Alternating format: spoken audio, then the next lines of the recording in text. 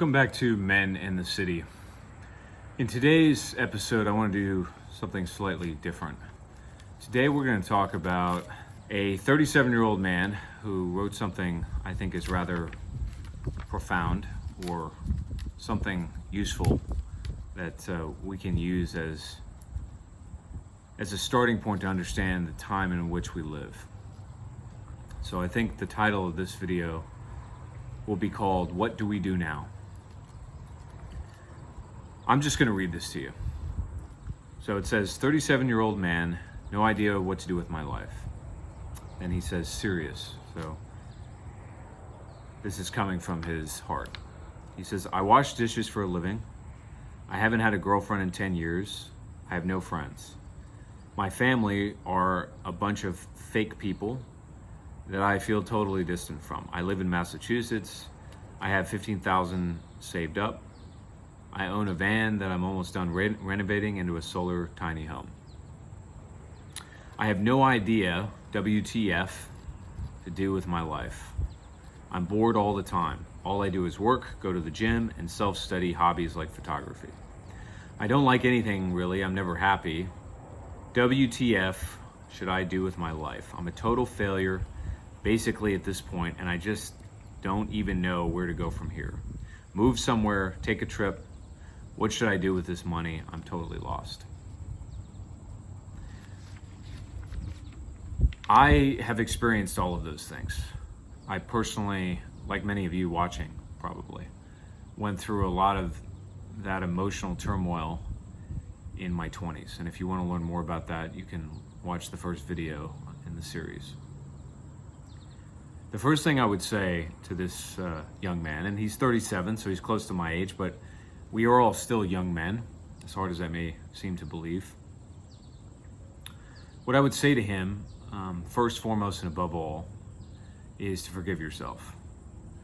We live in a different, warped kind of time in which the score is constantly on our mind. The score of life, the score of a game, the time zone that we're in. Everything is measured and collated. Everything is metricized and parameterized. And let's be frank, that's just not how life works. Life is non-linear, it's unpredictable. It comes and it goes. There are large or long periods of time when we face stasis and nothing really seems to change, and then we look back and we realize that everything has changed. So the first thing that I would say is forgive yourself. But really, what I'm arguing here, what I'm suggesting is that what this man is expressing, which is subjective, it's particular or peculiar to his experience, is actually tapping into something much bigger. A friend of mine and a content creator on YouTube that many of you know is Dyer. And Dyer recently made a video about initiation, in which he talked about broader forces in the world that seem to be taking us on some path or initiating us into some process. While I think much of that is true, I think something bigger, in fact, than even that is going on.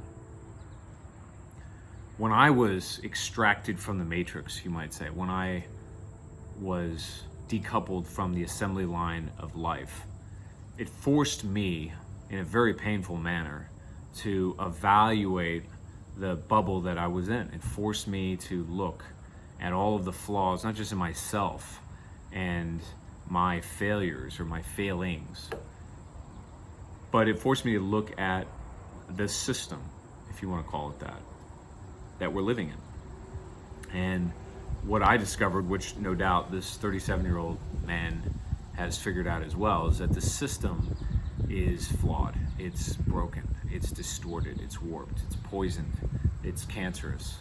Whatever adjective you want to use, or pejorative, I guess, probably applies. And so, in an odd kind of way, those of us that have been plucked from that ecosystem, that have been thrown off that assembly line, we are being initiated. We are suffering. And I believe we're suffering or have suffered as preparation for what is to come. In the 19th century, both Nietzsche and after him, people like Carl Jung, who recognized that the world, the European world, had changed, were largely dismissed. Nietzsche in particular, correctly, in my view, recognized that the breakdown of Christianity, or the disillusionment with it, however you want to interpret it, would cause cataclysmic change. But in the times that he lived in, such cataclysmic change really hadn't occurred. I mean, there were revolutions, and those revolutions were very destructive, and they did tend to begin at the time of the French Revolution. And so I don't want to underplay or downplay that, but the cataclysm that he forecast had not yet arrived. And my sense is that that cataclysm was World War I. The same foreboding is what Carl Jung experienced in the lead up to that war. What's interesting about that is that both these men were largely communicating this message of despair, or doomsday, if you want to use that term, against the consensus of the time. There were a score of books suggesting that war would never be seen again, that European civilization and colonialism or dominance of the world was unchallenged and progressive and highly developed and advanced, and as such, war among the great powers would not break out because there was a recognition that it would be self-destructive. And yet, it did break out. And this intuition, this broader sense of transpersonal reality, whatever you want to call it, that Nietzsche and Jung and others like him sensed or tapped into because they were outside the membrane of life that most people are running on a treadmill inside of, they could see it coming clearly, and it did come. Well, my view is that we're living in a similar time, that we are headed for a cataclysm. And remember, the cataclysm does not mean the end of the world. Cataclysmos, or cataclysmos, is a Greek word, and it means flood. But really, it means that the old will be washed away. And the legacy system, or old values, or at least the values that have been embraced and have been at the top of the pyramid for the last 50 or 100 years or what have you, will be invalidated, or that an inversion of life will come. For some of us, we might believe it's a reversion to normalcy because we're living in clown world, and I would tend to agree with that. Whatever the case may be, there is this prevailing sense among young men in particular of suffering. And I believe that that suffering is preparation for what is to come. And that brings us to the answer to his question, which is a perfectly fair and reasonable question. What do I do? How can I get out of this straitjacket of life? I asked that very same question when I was at my depths, when I was at my worst in my 20s. It's an existential question that many people are never compelled, per se, to ask. And yet it's vital for all of us to do so. Well, one word is how I would respond: survive. Attrition might be the most underrated strategy in life. Those that succeed are not always, or even often, I should say, the smartest or the best or the wisest, or even necessarily the people that get there first. More often than not, they're the survivors. They are the revolutionaries that survived the revolution. Attrition is a strategy. You let others perish while you thrive, or at the very least, while you survive. And as this transition from one age to next that I've talked about recurringly on this channel, as that unfolds, and I believe that even this passage that I read at the beginning is evidence of that transition, what you must do is survive, is get through it, and recognize that there are bigger forces at play here. Forces that we can't control or even fully understand, as best as we try. but that you are being initiated. You're being prepared for this in ways that other, perhaps more successful people by your standard are not being prepared.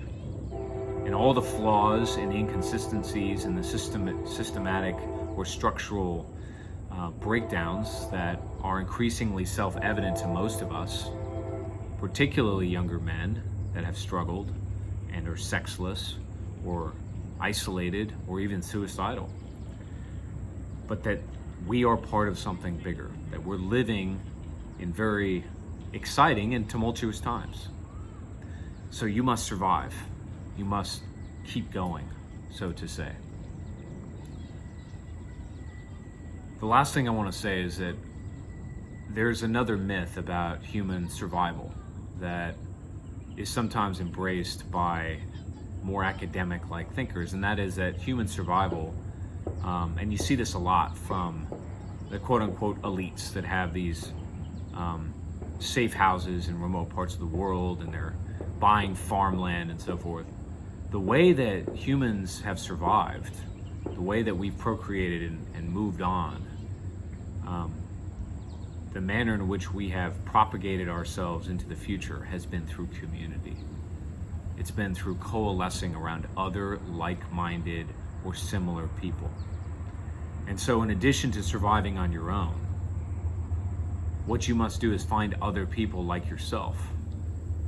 Not necessarily that have all the same frustrations or struggles or what have you, but you must find other people that share your desire for more, that share an understanding of your experiences, and will be open to the things that you have to say, whether they're negative or positive or insightful or what have you. It is community that is the key.